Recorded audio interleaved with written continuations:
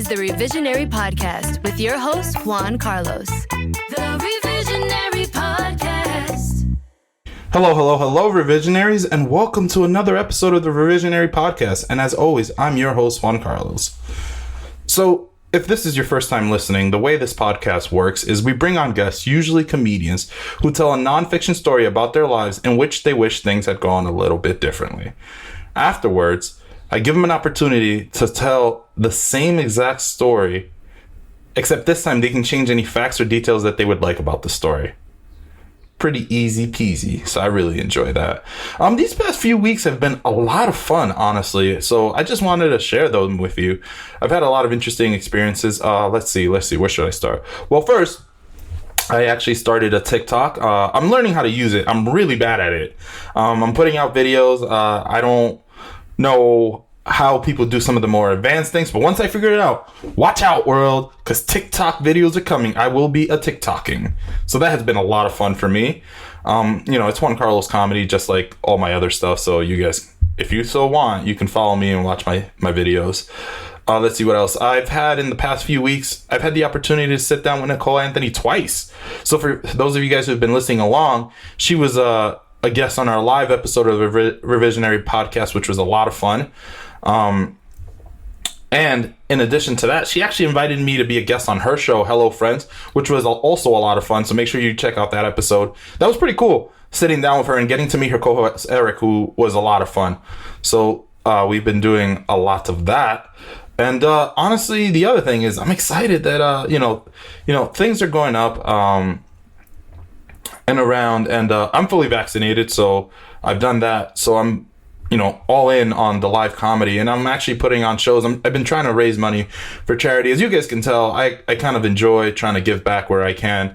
I do it via this podcast. I'm always encouraging you guys to support different charities, and I let our guests pick the charities. But in addition to that, I actually just got into an arrangement with this brewery called Narrows Brewing in Tacoma, Washington, and they're actually letting me put on a show once a month there, where each month we're going to be raising money for a different charity. So that's really exciting. I got dates throughout the end of the summer. So make sure you check it out if you're in the area.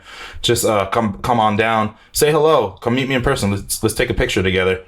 And we're actually raising money for a lot of good causes. Like, for example, next month in May 15th is the next one at Narrows Brewing in Tacoma, Washington. I'm actually raising money for one of the charities that I learned about via this podcast, which is Charity Water. So that should be a lot of fun. So if you're around, like I said, come say hello, come check it out. And I'm also really excited for the guest this weekend. We actually have Kenneth Mclaurin, who is a pretty cool guy. So I met him in such a cool way. I'll tell you a quick story. So as I mentioned before, my little brother's graduating from Cornell. Very proud of him. And while I was trying to find a way to perform in Ithaca, New York, so that I can, see my little brother, it was just an excuse to visit him, quite honestly. But I put out feelers and I started asking around, and actually Madeline Smith, who you guys know from the podcast, she introduced me to Kenneth and was like, hey, here's a guy who might be able to help you. So I chatted with Kenneth and we hit it off immediately. I'm like, oh, this guy's really cool. I actually really enjoy him.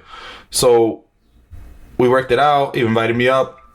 I performed during Chili Fest, which was pretty awesome. And went up there. It was actually... So here's the thing. You learn when you perform in different cities, different things about, different cities, whether it's the demographics or stuff like that. What I learned is apparently I should have water on me at all times, especially if I'm going to perform someplace with a higher altitude, which I did not account for. So I was actually doing the show, and mid-set, I started dying. I was like, couldn't breathe because of the altitude. Like, I just did not account for it. So I had to order water from the stage. I'm like, hey, someone send water ASAP. It was just it was not a good look. And the worst part about it is I'm sitting there choking.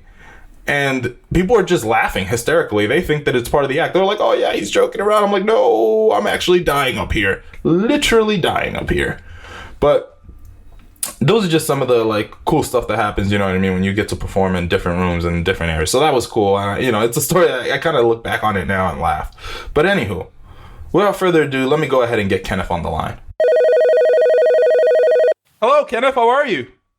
I'm doing pretty good. What's good with you, Juan Carlos? I'm doing phenomenal, and thank you for coming on the Revisionary Podcast. Welcome to the Revisionary Studios. Oh, thank you. I'm glad to be here in the studio. You made it. So what have you been up to? Oh, man. What have I not been up to? Actually, I'm really excited about all the projects I got going on. My favorite one is Black Ass Trivia. I got this virtual trivia game that we're doing. We just did the first one last month. The next one's a couple of weeks, and it's Black Ass Trivia. Now, that's Black Ass, A-S, not A-S-S. So it's not black, not Black Booty Trivia. It's Black Ass Trivia, like the trivia game that is as black as being late to your own funeral. You know what I'm saying? So yeah. So it's a cool virtual trivia game that we got going on. It's better than any trivia game folks have seen online. We got audio, we got video. My wife is the co-host. It's the blackest trivia game. We give away money, so I'm excited about that. Then got some other projects going on, man, where I got some grant money this year.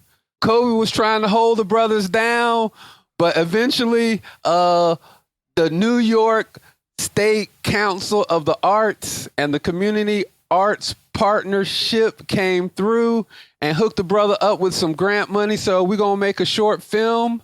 Oh, that's what's up.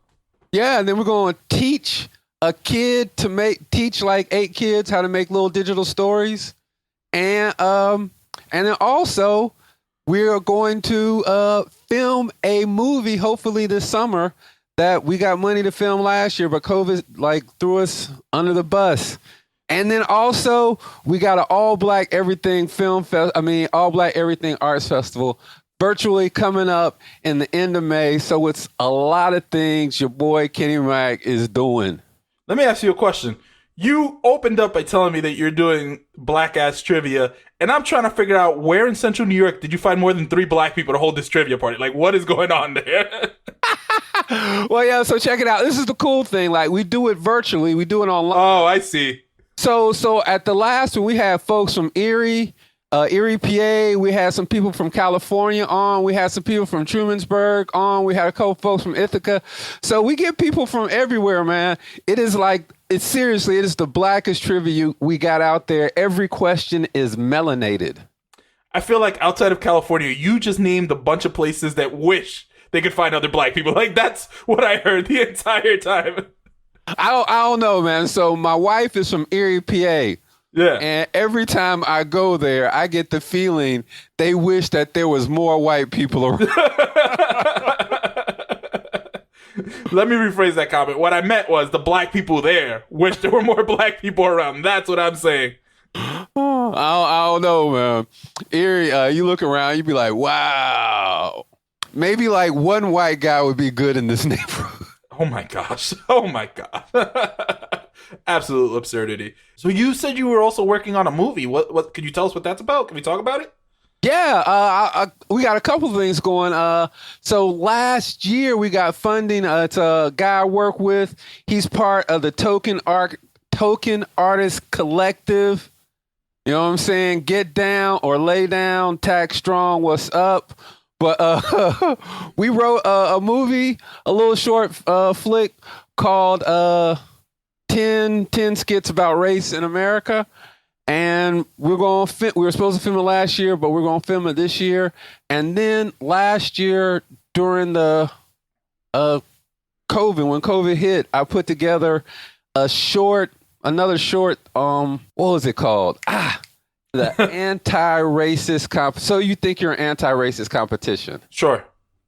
And it was cool, man. I dug it. We promoted it as a competition for anti-racists, like a dunk competition or a skating competition for anti-racists. We asked people to join in, and we were gonna have a live Zoom thing where we were gonna pick the most anti-racist person in Ithaca.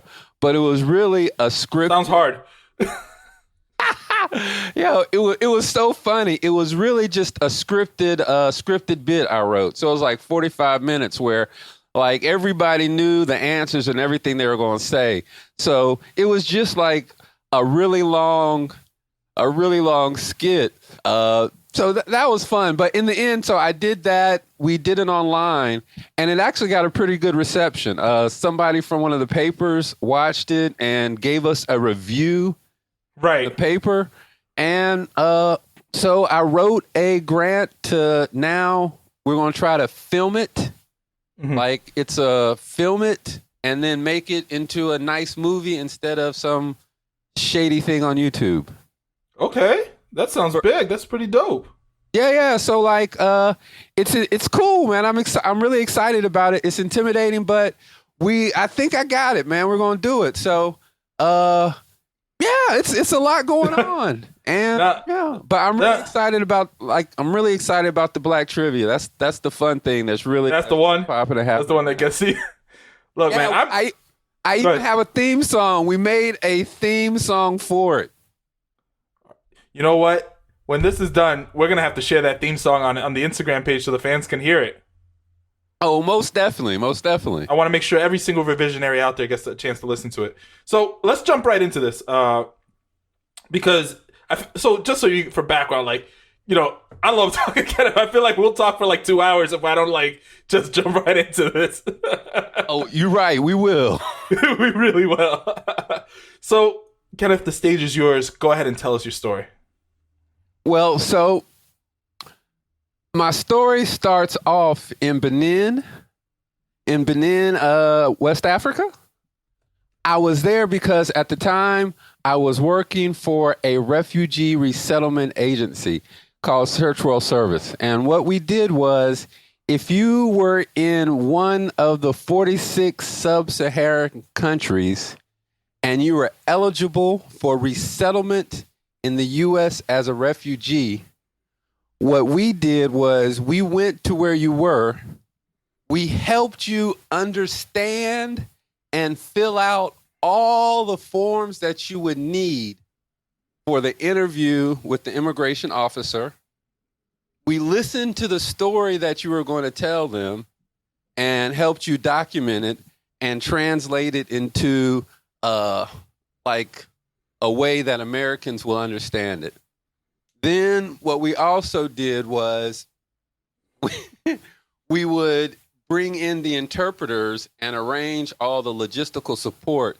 So when the American immigration officers came to do the interviews, bam, like they just came in, bam, they sit down, they would interview like 10 families a day and just like sort of make it easy. And we were doing that work in Benin, and we were working with Ogoni refugees from Nigeria. And these were some really cool cats, man. Some really laid back, cool cats. And the interpreter that I used to work with always talked about Nigerian movies. He was always like, "Oh, Kenny, you got to come check these Nigerian movies." Wait. When was this? This was in 1998. Oh, okay. So way before I was born. Got it. Just kidding. Go ahead. Yeah, man. This was in 1998, like way before even like people in Kenya. So I was living in Kenya and we traveled to Ghana. Now, people in Kenya didn't know about the Nigerian movies then. Like this was back in the day when Liz Benson was like the hottest Nigerian movie star out there, right? You know what I'm saying? In all the movies. So I was chilling in Ghana, and it'd be after like we'd finish the day with the interviews, and we'd be sitting like outside of the compound under the tree drinking some palm wine, and the guys would just be talking about these Nigerian movies. Right. And then he was like, "All right, I want to bring you one." So they brought a movie. I don't know where they got this movie from, but we didn't have any place to watch the movie where we were. So they brought the movie to the compound, and we went to the movie theater. So at this time, the movie theater was like, it was cool though, man. It was just like a small tin shack that had like a 24-inch TV in the front, and it had uneven wood benches set up in like stadium row seating, and you probably could sit like 12 people in it. So he took the movie down there, and it's like we rented the place for a private VIP sort of screening. Sat in there, watched this movie called Piccadilly Circus. Okay. Nigerian movie called Piccadilly Circus, one of the best ever. At the beginning, it's a scene where a huge mask is smoking marijuana, smoking a joint. Right. It's great. It's great. So we're watching, and I was like, oh my God, this movie's so good. This movie's so good. And he's like, hey, Rasta, because I had big dreads at that time. He was like, Rasta. I see. You don't see now, but you believe me. I wasn't going to say nothing. I was going to let that rock. Oh, no, man. You're probably like, what? No, man. I had dreads, man. I had a curl. I had curls. I had a perm. I had it all. But he was like, Rasta, man, you need to check out all these movies. If you go to Lagos, you can just get them all. You can just get them all. And I was like, dude, it is no way I'm going to Lagos, man. You know what I'm saying? I'm like, Lagos, they kidnap everything. You know what I'm saying? Like, they kidnapped Jesus. I was like, I'm not messing with Lagos. And he's like, oh, man, it's cool. We'll go with you. I can take you. I was like, man, you're a refugee. You can't go back to Nigeria. Kill you. I'm not going with you. I'm like, you're here because like they're trying to kill you and you ran away. I was like, me going with you is like a target on my back. And he was like, that makes sense. And then like this would, I probably shouldn't say this, but at the time I think to myself, now this really makes me like believe your refugee claim a lot less. You know what I'm saying? Right. And he'd be like, I can never go back. They'll kill me. Unless, you know what I'm saying, they got a hot movie out. I'm back for that. But he was like, nah. So check this out. He said, what I can do is I can give you a boy I work with to take you to Nigeria. And take you to Lagos. And after like, we were there for probably a month. So a week of being in the bush, being sort of bored, drinking a lot of palm wine. It was one weekend. I was like, bam, you know what? Let me try this Lagos thing. Right. So he was like, all right, I'll get you the kid. I came up with the plan. I was going to Lagos. I was going to Lagos and I was going to tell them I'm a Liberian refugee. And I have an opportunity to go to the U.S., but I need to get my papers from the Liberian embassy in Lagos. Mm-hmm. That was my story. And then I also just needed a whole bunch of money or to bribe my way through anything that will come along.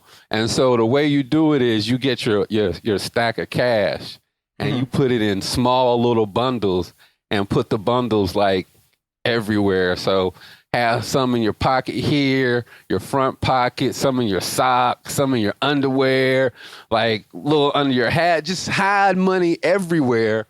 So whenever you go someplace, you are always giving the person the last you have.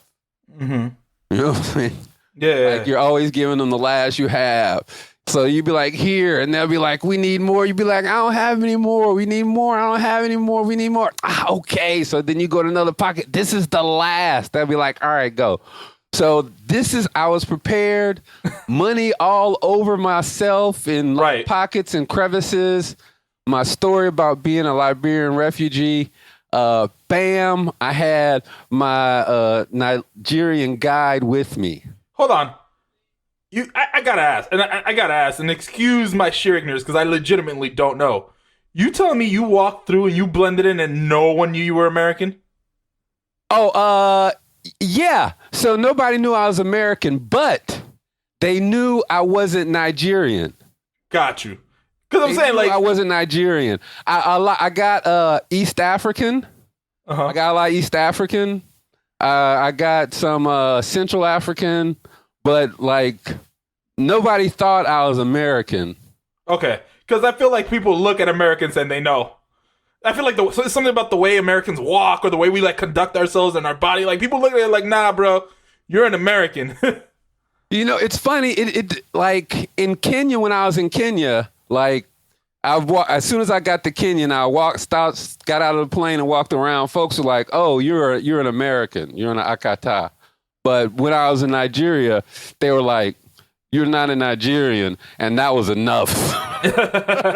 Sorry, I distracted you from your story. Keep going. You know what I'm saying? It was like, "Oh, you're not a Nigerian. That means you're a victim." Like that was enough. You know what I'm saying? So, but everything was cool until we got to the border, and like, Nigeria is just the border is so cool. So the first thing they do is you have the border, like right. Legal border, right? It's like a road, and there's like the border stop, and you can drive and you walk and you go right now. Right beside the road, is the illegal border. Okay. Right? As in, like, if I'm standing here, if I'm standing on the road, I can put 1 foot on the illegal border and have 1 foot on the legal border route. Okay. They're right beside each other. They're parallel. Right. Okay. And then there's actually more people walking on the illegal border than there is on the legal border. Why? Apparently because people don't have documents. Gotcha. And are doing illegal things. They have people are just doing more illegal things at the border than they're doing legal things. And so on the illegal border, there are several bandas, like little grass huts all along the border. And so what happens is, as you walk by, there are guys standing outside, and they'll look at people, and then they'll just be like, "You come here. You come here." And you go in the hut, and they'll be like, "You're under arrest. So and so and so. You're on the illegal border. Give me money." And you're like, "Okay." And you give them money. And I remember somebody was like, "What? That's bribery." I'm like, "No, you just paid a fine." Like, I was doing something illegal. He caught me, and he was like, "Pay." I was like, "Yeah, I just here on the spot fine." So that happens as you go across the border, and each banda closer to the border is somebody who is more and more important. Mm-hmm. So they get more and more money. I got to the fifth one, and the dude looked at me and looked at the guy I was with, and he was like, "You know what? This guy you're with is a car thief. I know him. He's one of these young kids who come back and forth and steal cars in Nigeria. I wouldn't trust him. You go to Nigeria with him, he's going to kill you." Oh, no. Then he put the kid in handcuffs, in old 1870 handcuffs, manacles, not even handcuffs. He put him in manacles, put him in a corner, and then pulled out a rubber whip and beat him with it while I was standing there, right? Yeah. And in my head, I was like, this is one heck of an intimidation technique. And then he stopped, and he was like, "Yo, check this out." And this is what he told me. I remember this. "I don't care what you want to do in Nigeria. Rob, steal, murder. I don't care. You just got to pay me to get in." Oh my gosh.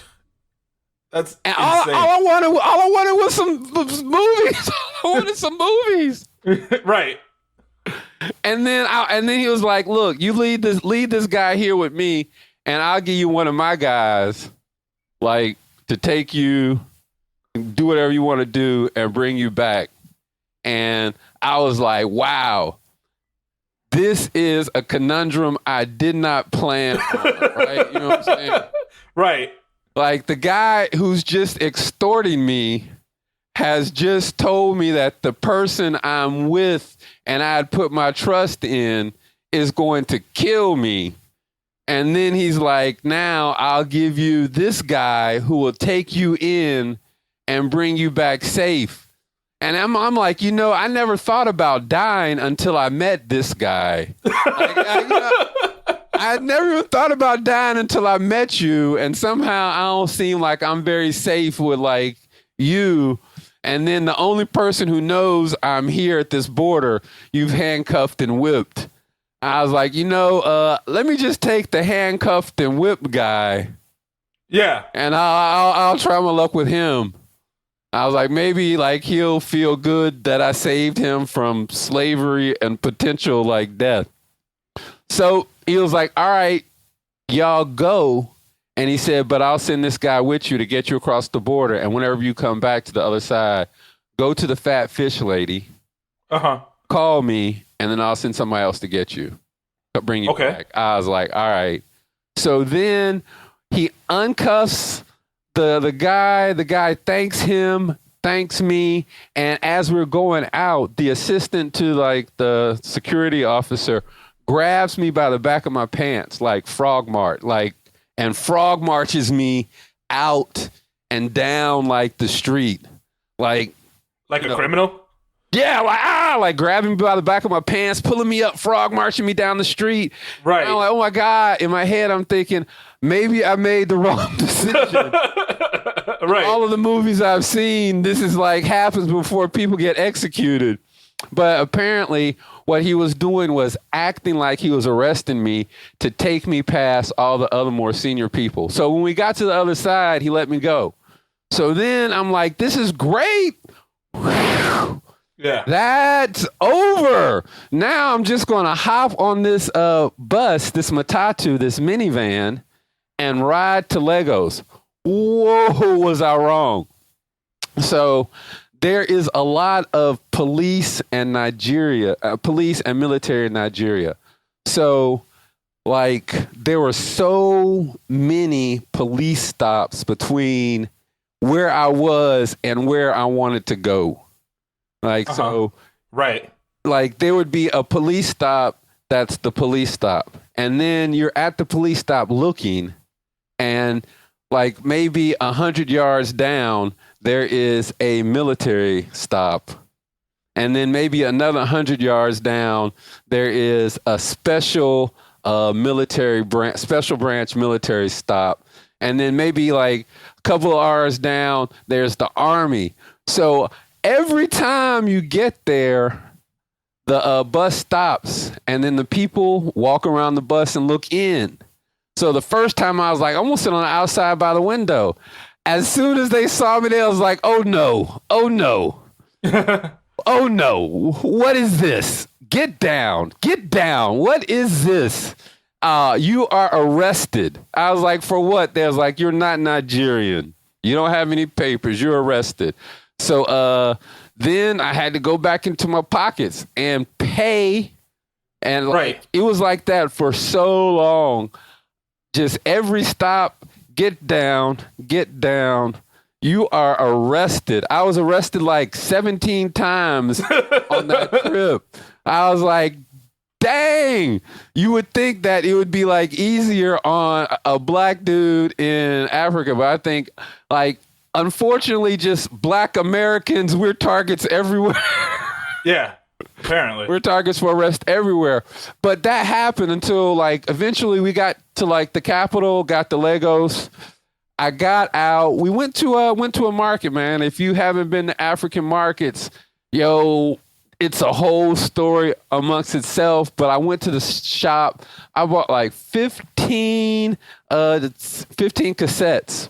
So now I'm like, oh man, now I gotta pee. I'm looking around. There's no bathrooms and whatnot, and people are, you know, it's like, yo, people are peeing and like, yo, hey, right? We're men.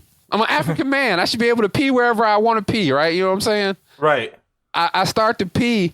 The guy peeing next to me looks at me, waits until I stop, and then he's like, hey, why are you peeing here? I'm an undercover police officer. You're arrested. I was like, dude, you were peeing here first. Was this like a sting? Is this a setup? I don't know what's going on. But like now the dude who I was with, we were talking, and of course you know what it was. I gave the guy a little bit more money. I gave him some more naira. That's what they call it in Nigeria, naira. Right. I gave him a little bit more naira. So now we're finished. I'm thinking about all going back, and I was like, this is going to suck.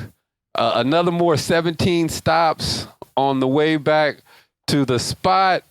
And what ended up happening was we just got lucky. As we were waiting for the matatus and the minivans, a Peugeot station wagon came up. And so an aside about traveling in Africa, you have different modes. You have like the big buses, regular buses, Right. like people usually see. Then you have minivans, call them matatus. They can be like the 16 passengers or like the 27 passengers. Then you have the station wagon, the Peugeot station wagons. And those are still like taxis. Those are more expensive because it's supposed to be quicker, a little bit more comfortable. We were waiting. A Peugeot came in. At the same time, a bus came up. And there was some army guy who was standing there with us. And he went to get on the bus. And we went get in the car. And the dude I was with told the army guy, I was like, yo, check this out. If you want, why don't you ride with us? We're just going to buy the whole car. And like, you just ride out with us. And then we'll stop on the way. We'll feed you and whatnot. And the dude was like, cool. So he got in the car and rode with us. So on the way back, at every stop, every stop, all 17 of the police stops. Yeah. Get stopped. They'd look in. They'd salute. He'd salute. They'd say something to each other, and bam, we would keep going.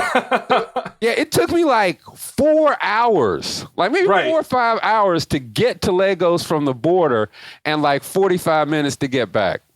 That's insane. Yo, it's crazy, man. It's crazy. I was like, yo, Nigeria, I'm never coming back alone. Like, never. But and then the funny thing is, so we got back and it worked just like he said it, man. We found the fat lady selling fish. Right. Like, she pulled out a cell phone, called the guy. He came over on a moped. And this time I got back on the moped and he sped back. Like to where the banda was with the boss who let me through and handcuffed and beat the guy earlier and whipped the guy earlier. And once we got there, the guy was nice. He was like, how was your trip? Did you enjoy yourself? I'm glad you're here. Oh, you got movies? Check this out. Let me send you a car where you can hide the movies. So if you get stopped, like nobody's going to ask you about,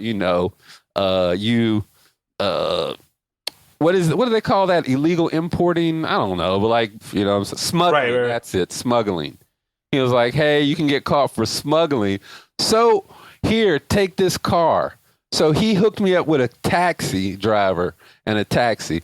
So now this taxi had a special compartment underneath where you could put like illegal things. So if the car got stopped and searched, you can't see like the contraband easily, or you can't find it easily. So they stuffed all my movies there under in the car, paid the car driver, gave the big boss Nigerian guy a hug. You know what I'm saying? He was like, hey, come back anytime you want, American. Good doing business with you.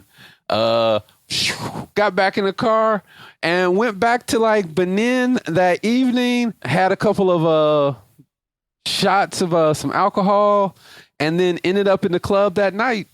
I have questions for you. All right. Let's start with this. Explain to me how you explained to him how you, quote unquote, had no more money, yet you could afford to buy all these movies you came back with. Oh, well, the thing is, everybody knows that there's more money. Like, there's always more money. Like, but have more money is a way for you. Like, whenever I'm like, I don't have any more money, that's a signal for me to be like, is that enough? Please say that's enough. And then the guy's like, okay, I'm satisfied with what you gave me. Go ahead. Yeah. Like, the business deal is done. How did you know that you could trust the dude? Like, when he was saying, "Oh yeah, let's bring this army dude who you don't know, and we're gonna get you and him and me alone in a private car." I didn't, but like again, at this time everything was over. I was like, shit, I'm going home. I was like, they could have kidnapped, murdered me, done all this thing. I was like, if they kidnap me and kill me and take the movies now, like in some ways I deserve it for just being so stupid. Were the movies worth it? Oh, most definitely, man. I remember when I took the movies back to Kenya, we were watching them, and like again, this was like '98. Like even like all of Africa hadn't been introduced to the beauty and the wonder and the creativity of Nigerian movies. So let's go ahead and go back into this, and let's do this quickly because we're running short on time here. If you could retell this story, what would you change about it? How would it be different? If I could retell the story. Yeah. So like, what facts or details would you change about this story? I don't know, man. Actually, nothing. I don't know. Okay. If I was going to change any facts or details about the story, I would add more drama. So, no, seriously, I would have myself being kidnapped. Yeah. I have myself being kidnapped, and in the process of me being kidnapped, I would learn to speak Igbo, and I would form a relationship with a young Igbo woman there. She would help save me. And then once we got free, I would find out that her father is a Nobel Peace Prize laureate, and he's won something. Like I don't know. I would just need to hop it up some, cause that used to be my best story. Like whenever I'd go to a new job, I would tell people this story, and it would amaze folks. So check this out. Upstate New York. So when I moved here to upstate New York, right, I'm telling you, like this story kills people from upstate New York. Like if you find somebody who's lived in upstate New York their whole life, they're like, "Oh my God, what?" Like it's a great story. I have one last question for you regarding this story. Before we end this, what would have happened if the quote unquote fat lady hadn't been there? What if she had like gone home for the night or something? I don't know. I might still be in Nigeria, dude. Like I don't know, man. Like I have no idea. I love all Africa. I love it. I was there for 12 years, man. I love it. My kids were born there. My first two wives were African women. I love it. But they sold us into slavery a long time ago. And sometimes I'd be scared if the economic situation get too bad, they might start looking at me as another economic opportunity. So I was God. No, Nigeria. If the fat lady was, I have no idea. Like if I, my wife is a God-fearing, praying woman, and she might be like, if God would have took his eye off you for a minute, if he would have just blinked while you on that trip, you would have been kidnapped. Kidnapped to death. So actually, I have no idea, man. That was actually looking back. When I look back on it, it was probably like one of the more stupid and reckless things that I've done in my life. Like going to Nigeria with no passport and no documents illegally in 1988 with like nobody but yourself. Yeah. No doubt. Reckless. Wait. Damn, I have two more questions. I need to add this because we're running along, but I have two more questions. Okay. First, let's try to make these short. First, what if you had your documents? Would that have made things easier? Would you have been able to gotten in legally and not have to pay where they have extorted you? Then why didn't you? I don't know. If I'd have just went in on my passport, I'd just walked up to the border and they'd have been like, "Where are you going?" I'd have been like, "Near Nigeria. How many days?" And they would have just stamped it and I'd have went across. But I did not have my passport because they kept it. The Ivory Coast government kept my passport until we left. Oh, okay. Because we weren't supposed to leave the country. Got it. Okay, that was the key detail that I was missing. And what would have happened if you had ran out of money? Would you still be in Nigeria? Is that? Yep. I would probably be like somebody's houseboy currently. I see. Like I'd still maybe like working off my plane ticket. I have no idea. So now, as we're winding down, we have two traditions on this podcast that we'd like to adhere to at the end of every episode. The first is we like to highlight a charity or an organization for the revisionaries to support. Usually, we try to pick something that our guest is passionate about. Do you have a charity or an organization that you're passionate about? I do, man. I am passionate about Save the Children Sudan, Save the Children U.S. in the Sudan, or just Save the Children U.S. I worked for Save the Children U.S. for 2 years. And yeah, I was the first Black American ever in the Nuba Mountains in the South Sudan. So I love the work that they do, man. It's actually cool.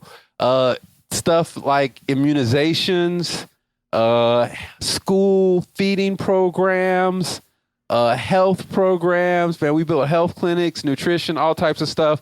So, man, it's weird. It's a big charity, but it's close to my heart because I still like know people who work there, and it's a place where we actually can say, like, I can actually say I've seen them save lives and have a really big effect, positive effect on the community. That is amazing. That's a great cause. Thank you for sharing that with us.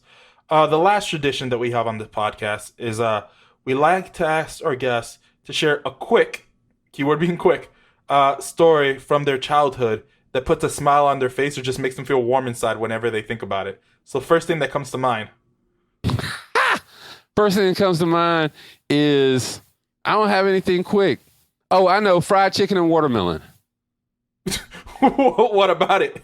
Well, like, it's one of my favorite dishes, and my mom really is good at making fried chicken and watermelon.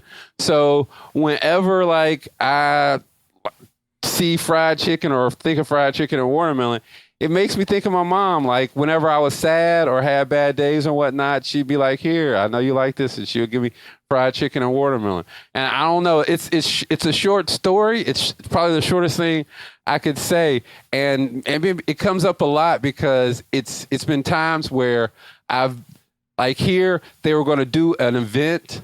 They were going to have a rally for some Black people, and in it, one of the things they highlighted was there going to be fried chicken and watermelon, and everybody got upset, and then they changed the menu, and it was like tofu and like kava, some healthy stuff, and I was thinking, like, is it because I was just upset because I was like, dang, now I was planning on having something good that reminded me of home, that was actually tasty, and now I'm having something that is just foreign and like, like why? Like, why is it that their stereotypes made me not be able to enjoy fried chicken and watermelon? Like, somebody had just planned a nice meal. Like it was I hate it. Like, a good meal just turned into something stereotypical. So I have no idea if that answered your question. I don't even know if it's quick. No, sorry. That's perfect. No, that was perfect. I want to say thank you for coming on. I'm sure the revisionaries enjoyed listening from you. Before I let you go, do you have any last word for the revisionaries? Yeah, man. Revisionary Podcast, shout out to you. Check me out, Kenneth Mclaurin, comedian. That's what I'm in, all my social media stuff. And then make sure you go ahead and check it out. Black As Trivia, BLACKAS Trivia. Check out the theme song. It's hot. Even my mom likes it, so you know it's good. No, that's perfect. I want to thank you again for coming on the podcast, and take care. Have a good day. Peace out. You too, Carlos. The Revisionary Podcast. That was what can I say? That was a wild story. I mean, look, I told you, I love talking to Kenneth, man. Kenneth is full of stories, and that was wild. But it was cool, too, because, I got to learn about a different culture and the way things work in different countries, so that was pretty cool. I mean, I don't know that I would have risked it all for a movie, but apparently those movies are really, really good. I'm going to have to go ahead and find some of those movies he's talking about and watch them. I feel like now I need the context behind the movies that he's describing because I want to know what movie he risked his life for. That's the movie I want to watch in particular. But whatever. It has always been a pleasure to have you guys on, and I love listening. Well, rather, I love that you guys tune in every week and listen to me. And I'd like to say, Revisionaries, as always, thank you for listening. This is